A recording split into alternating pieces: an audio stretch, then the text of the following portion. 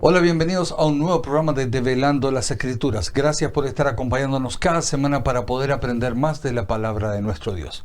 En estos últimos programas hemos estado analizando y estudiando, comparando la historia con el libro de Daniel y Apocalipsis, y hemos estado aprendiendo muchísimas cosas muy interesantes.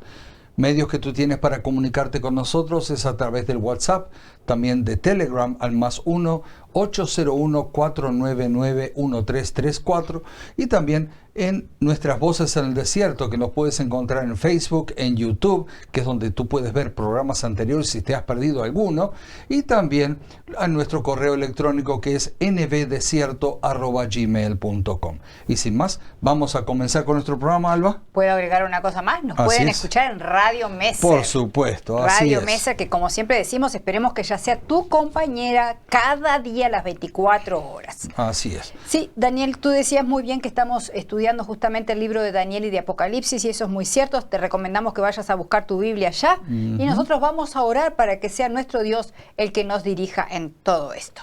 Así es. Vamos a orar. Bendito Padre, gracias por estar acompañándonos, por estar guiándonos, y permita que usted venga a enseñarnos hoy y que todo quede bien grabado en nuestras mentes y que podamos ponerlo en práctica en nuestras vidas también. Amén. En su nombre, amén y amén, amén. Habíamos visto el programa pasado el rol que había desempeñado Justiniano, el rol que estaba desempeñando también Constantino, ¿verdad? Porque entre Así otras es. cosas, entre ambos, si bien no están los dos en el mismo periodo histórico, sino que están separados por años y lugares y demás, pero entre los dos han tenido un peso muy grande al permitir entonces que esta iglesia, que está siendo la preponderante en todo el mundo conocido, tenga no solo un poder religioso, sino que también tenga entonces un poder de tipo legítimo, al punto tal que con el momento de Constantino pueden llegar a vetar incluso las resoluciones de los emperadores. Y habíamos visto también que una de las cosas que había logrado León I era que justamente con el poder que le da León I es ni más ni menos hacer de que lo que diga la iglesia de ahora en más pasa a ser ley. Y eso va a ser muy importante y va a ser muy decisivo y muy determinante en lo que va a venir ahora, en lo que tiene que ver con la Biblia y en lo que tiene que ver con la historia. Y Daniel, habíamos parado ahí y tú nos ibas a hablar de un personaje que va a tener muchísima incidencia en esto, como es ni más ni menos que Clodoveo. Así es. Ahora no vamos a adelantar, lo dejamos para el próximo programa. Así Porque es. la iglesia ahora se está organizando en todo. Tiene un territorio, ¿verdad? Tiene a su vez tiene poder, Sí. pero le falta algunas cositas más. Sí, y Clodoveo, como habíamos dicho, vamos a decir, hay una conversión en Clodoveo, ¿sí? Y también, o sea, a la religión imperante. Y la iglesia ahora tenía un ejército fuerte, ¿sí? Que defendía sus intereses. O sea, el Clodoveo es el que le va a aportar eso. Ahora tiene territorio, Así tiene es. poder y tiene un ejército que va a Un ejército defenderla. que va a defenderla también. Interesante. Así es. Y avanzando un poco más en la historia, nos encontramos con Gregorio I, quien, sin el título oficial de emperador de Occidente, comienza a actuar como tal. Dicho sea de paso, sabes que estaba mirando mis notas Sí. aquí en la Biblia y encontré que en el 476 Rómulo Augusto va a ser el último emperador Así es. como autoridad. A partir de ese año ya empiezan entonces estos dirigentes eclesiásticos a ejercer ya la autoridad civil y religiosa. Así es. Es muy interesante. Y la iglesia sigue conquistando territorios e influencia también. Empieza a influenciar en muchos territorios, en muchos lugares de toda esa zona, y va ganando más. extendiendo. Y claro, va ganando más adeptos. Indudable. Y dijimos que esta organización tiene poder y autoridad tanto civil como religiosa y un ejército. Solo falta un territorio específico donde establecer definitivamente su sede. ¿Y adivinen qué? Pues Pepino, así como el nombre de esa verdura, ¿ok? Pepino será el encargado de esa tarea. Lo que se conoce como la donación de Pepino, y será el inicio de los estados pontificios. Oh, interesante. Así Interesante. es. Entonces ahora no solo tenemos un territorio general También tenemos un ejército, tenemos poder, pero ahora tenemos un territorio específico dentro de ese general, donde gracias a Pepino, que se conoce hasta lo que hoy día son los estados pontificios. Los estados pontificios. Ahí puso su sede central ahora. Muy bien. Así es. Y avanzando un poquito más, sí. En esta historia nos encontramos con la declaración de infalibilidad de esa organización por parte de Gregorio VII y también la asunción de tener toda la autoridad para colocar y quitar autoridades gubernamentales. Eso es un paso muy grande. Muy grande, o sea, ya manejaban absolutamente todo. Y interesante porque este decreto de infalibilidad, o sea, que la Iglesia no se equivoque, que la Iglesia no comete pecados, se mantiene hasta hoy. Así es. Pero viene desde aquel tiempo, ya desde Gregorio I. Por supuesto, Alba, pero vamos a detenernos un momento, ¿sí? Y vayamos a Daniel capítulo 2, versículo 21. ¿Okay? Daniel capítulo 2 y en el versículo 21.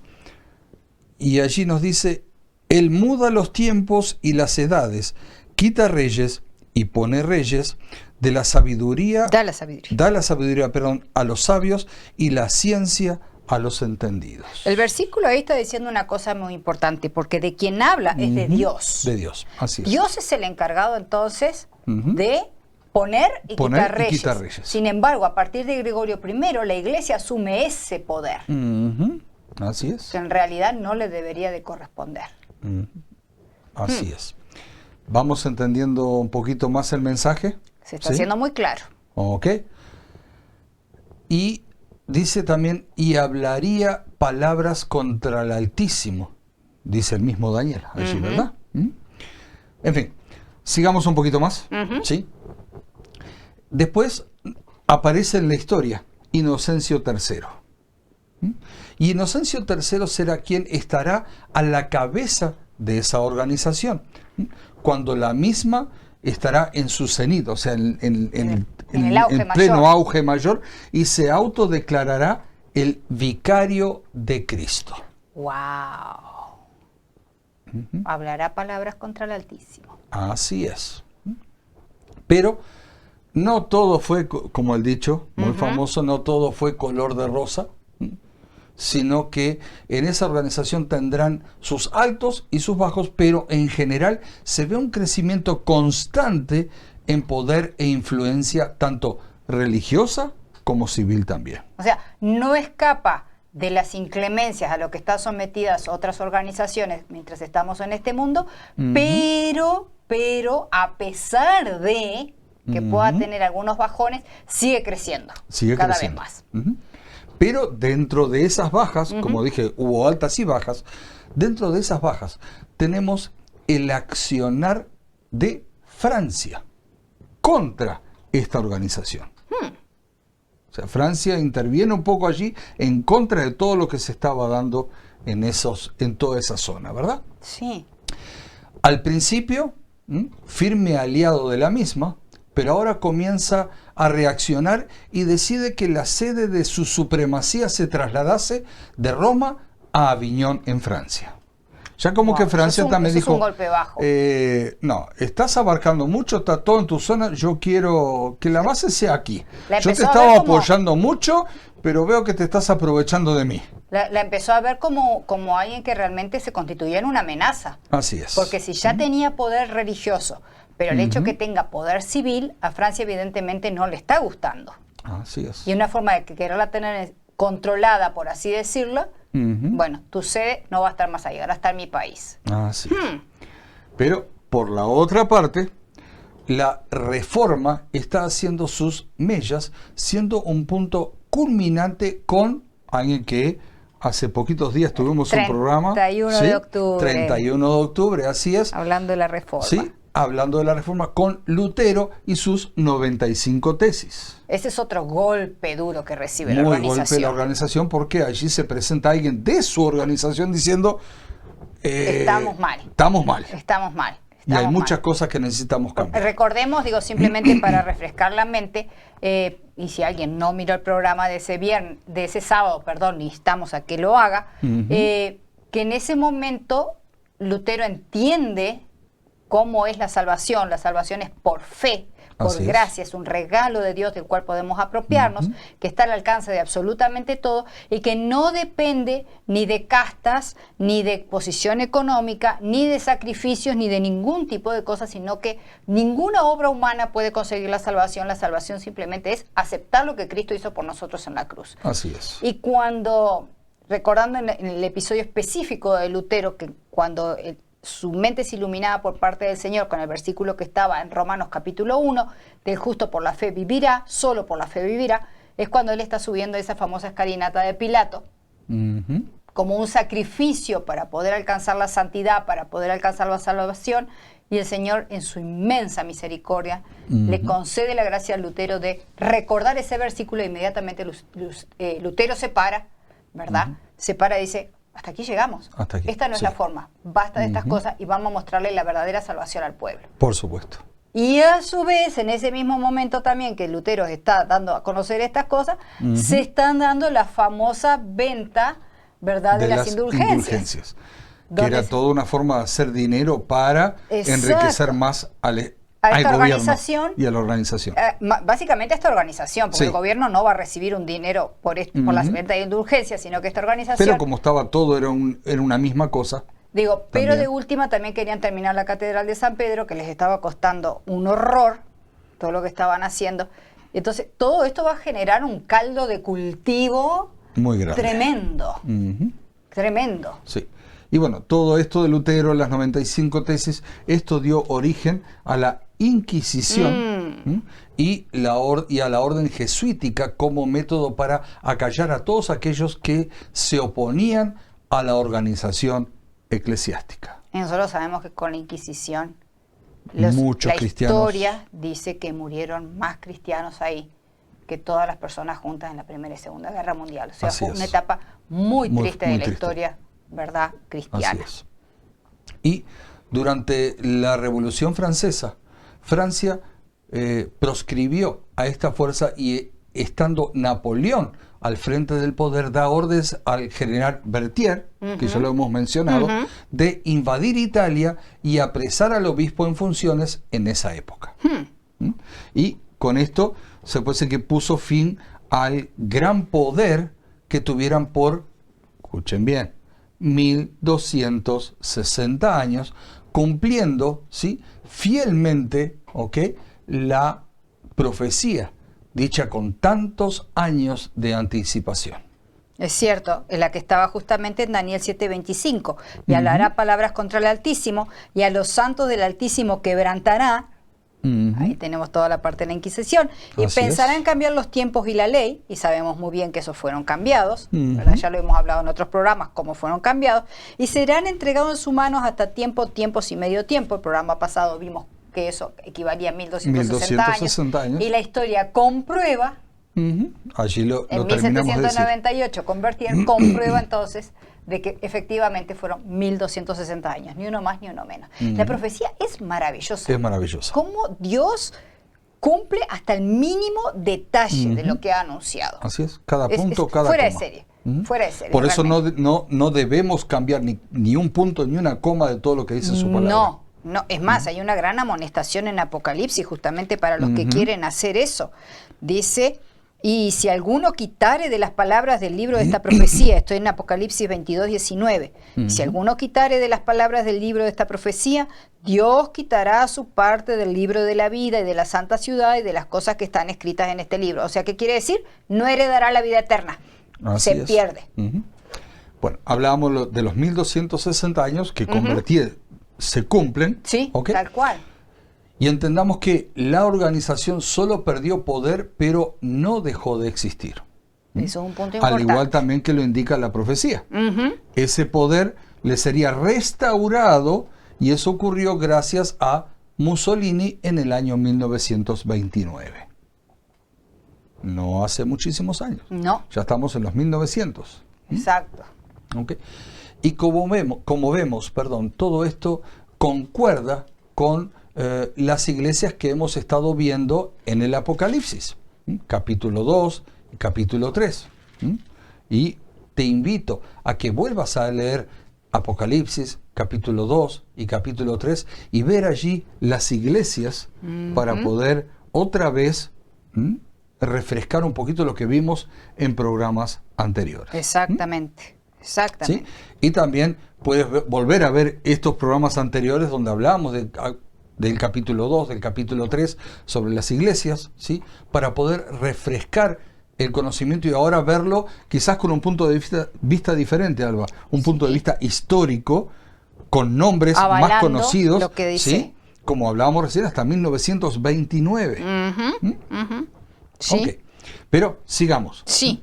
Sigamos con un poquito más. Y esta profecía de los 1260 días no está aislada, sino que forma parte de la profecía más larga de la Biblia, que es la de los 2300 días de Daniel capítulo 8 y en el versículo 14. Que, de paso, Alba, vamos a leer, ¿sí? El capítulo 8 de los versículos 1 al 14. ¿Puede ser? Sí, en el año tercero del reinado del rey Belsasar, me apareció una visión a mí, Daniel, después de aquella que me había aparecido antes. Vi en visión, y cuando la vi, yo estaba en Susa, que es la capital del reino de la provincia de Elam. Vi pues en visión estando junto al río Ulai. Alcé mis ojos y miré, y he aquí un carnero que estaba delante del río, y tenía 2 cuernos, y aunque los cuernos eran altos, uno era más alto que el otro, y el más alto creció después.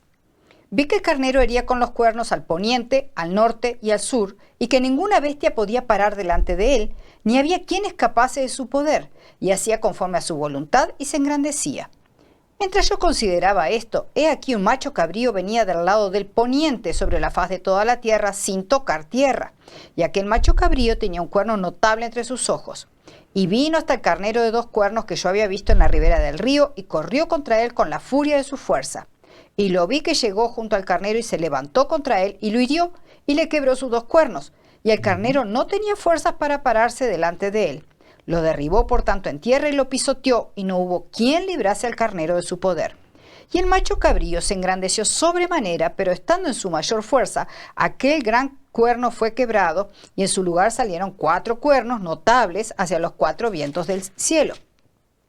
Y de uno de ellos salió un cuerno pequeño que creció mucho al sur y al oriente y hacia la tierra gloriosa. Y se engrandeció hasta el ejército del cielo, y parte del ejército de las estrellas echó por tierra y las pisoteó. Aún se engrandeció contra el príncipe de los ejércitos, y por él fue quitado el continuo sacrificio, y el lugar de su santuario fue echado por tierra. Y a causa de la prevaricación le fue entregado el ejército junto con el continuo sacrificio, y echó por tierra la verdad, e hizo cuanto quiso y prosperó.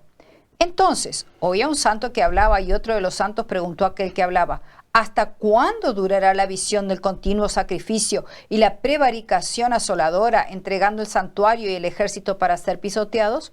Y él dijo: hasta 2300 tardes y mañanas. Luego el santuario será purificado. Ahí está, nuevamente lo menciona, ¿verdad? Pero vamos a detenernos un poquito en los versículos 8 y 9. ¿Ok? Allí en esos versículos, como tú leías recién, Alba, tenemos el surgimiento de la Roma pagana, y en el 10, ¿sí? El de la otra Roma, la Roma religiosa. Primero hemos de dejar en claro que la profecía comienza con el imperio medo-persa, aunque cuando Daniel, cuando recibe el mensaje, aún está bajo el reinado de Babilonia. Sí, porque es Belsasar. Es Belsasar, así es. Y quien gobierna es el nieto de Nabucodonosor, como tú dijiste, Belsasar. ¿Sí? Y es el 3er año de Belsasar, y Babilonia está en su apogeo, y esto es lo que hace interesante el comienzo de este capítulo y profecía, pues si bien se da en el tiempo de Babilonia, ella no aparece en la profecía indicando que iba a desaparecer. Exacto, porque que puede llevar a confusión. Si tú miras, empieza hablando del carnero. No está hablando de... Si nosotros vamos a los capítulos anteriores, sí hacía referencia a Babilonia. Así el león es. con las 2 alas que después se pone en pie y todo lo demás. O sea, pero ahora a partir de este año, de este capítulo, perdón, está haciendo ya referencia a Medo-Persia. Así es. Y vemos que este capítulo es una ampliación de lo que Daniel dice en el capítulo anterior y que nosotros ya hemos comentado aparte de esto. ¿Sí? Capítulo 7 que estuvimos viendo allí. Pero hay algunas cosas que conviene que puntualicemos. En el capítulo 7, como dije recién, que dicho sea de paso se da en el primer año del reinado de Belsasar, encontramos que la profecía muestra un ataque a la ley de Dios. Vamos a ver qué dice Daniel 7:25. Sí. Dice...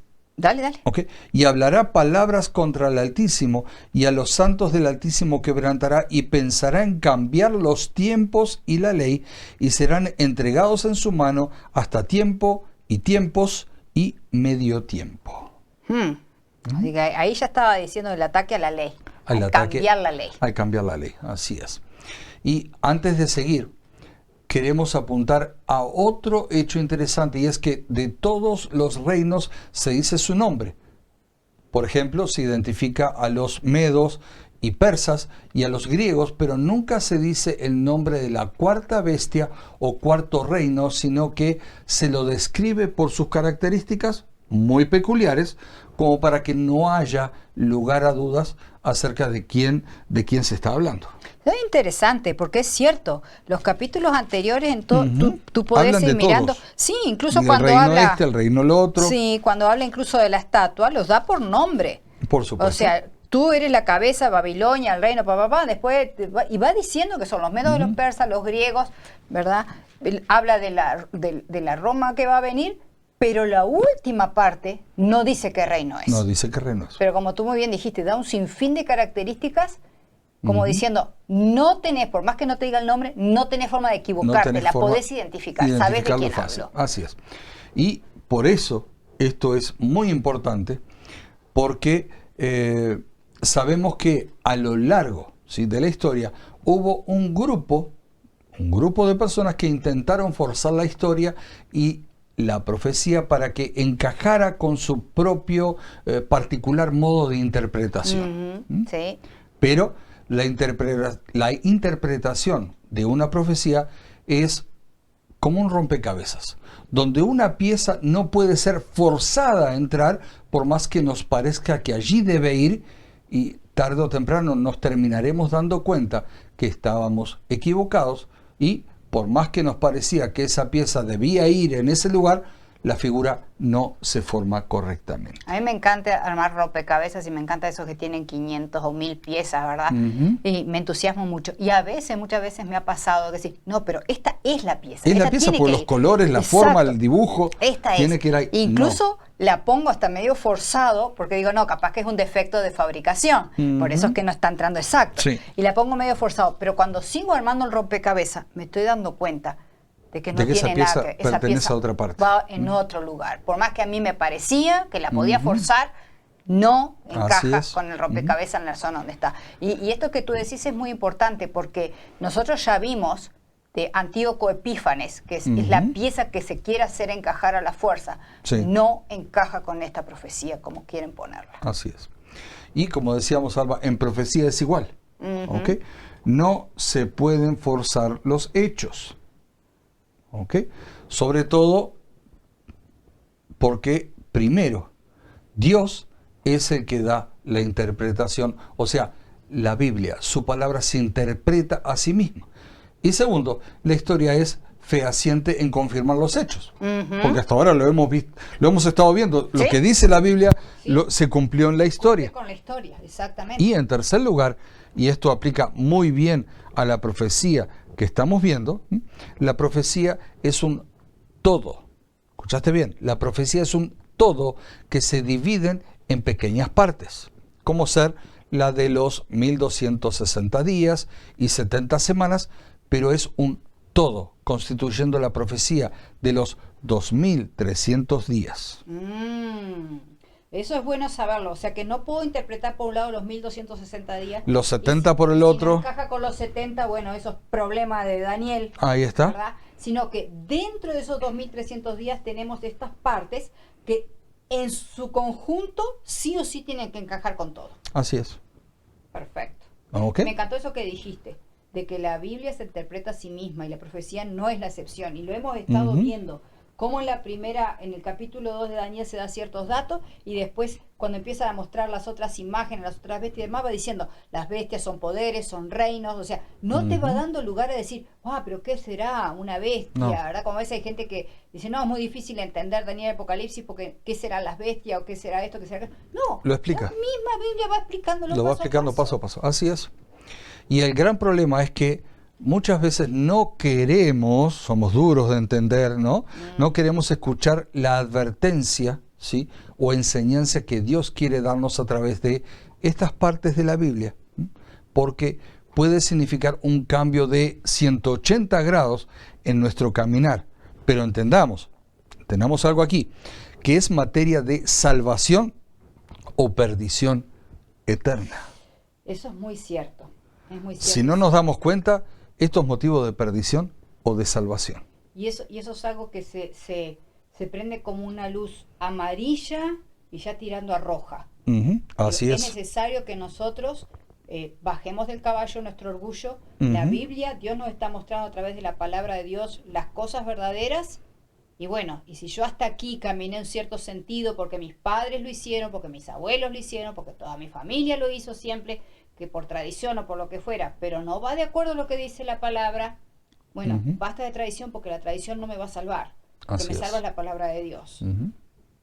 Puede ser doloroso, pero es necesario hacer el cambio. Es necesario, así es. Es necesario. Pero vamos a ver algunos detalles más antes de terminar el programa. Tenemos unos poquitos Ok. minutitos. A ver. Vamos a ver algunos detalles que hacen esta profecía interesante, cuando agrega más detalles que en el capítulo precedente.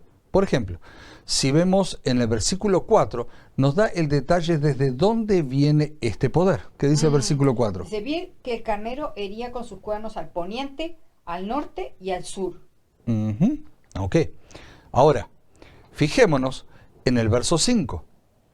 Dice, he aquí el macho cabrío venía del lado del poniente. ¿Qué información vemos allí? Bueno, que está viniendo entonces, en el caso del carnero, vemos que viene, que iría con los cuernos al oeste, al norte y al sur. Entonces eso me quiere decir que él está viniendo desde el este. Así es. Y el caso del macho cabrío me dice que venía del lado del oeste. Así es. Pero ahora, ¿qué dice el verso 8?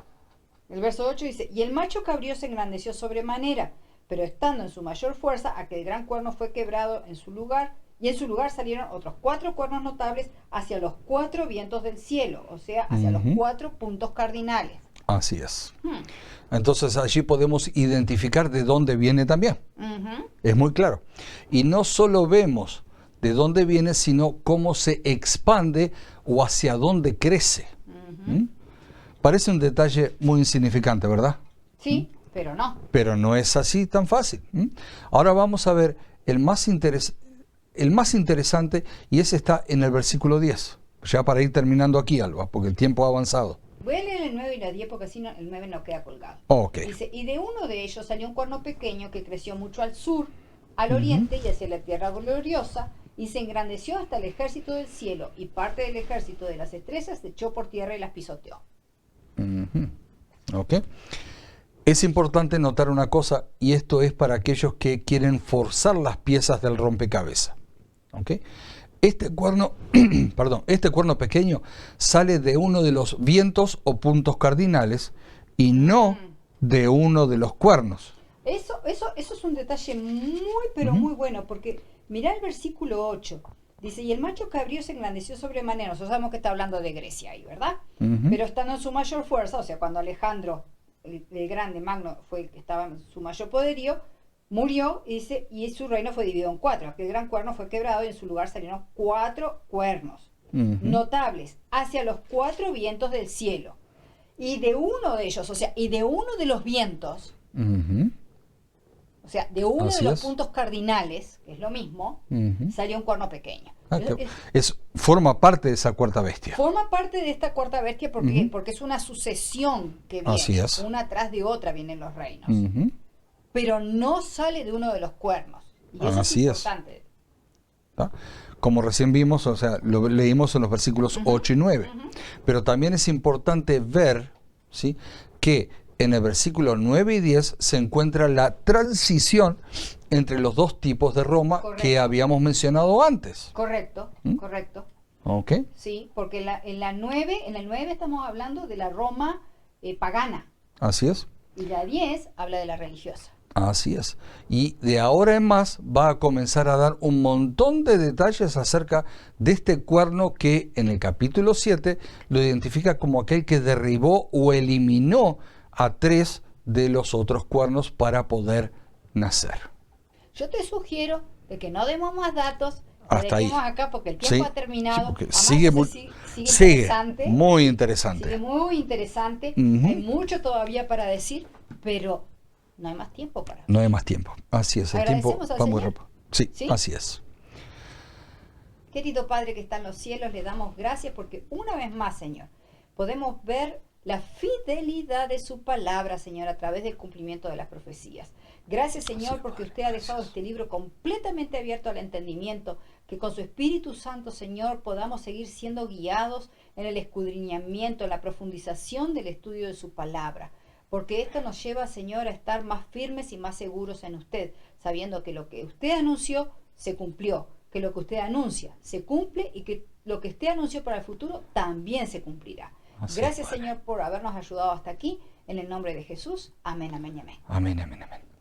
Nuevamente, gracias por haber estado junto a nosotros. Te esperamos la próxima semana para poder seguir aprendiendo de este tema tan interesante que es religioso, histórico y actual.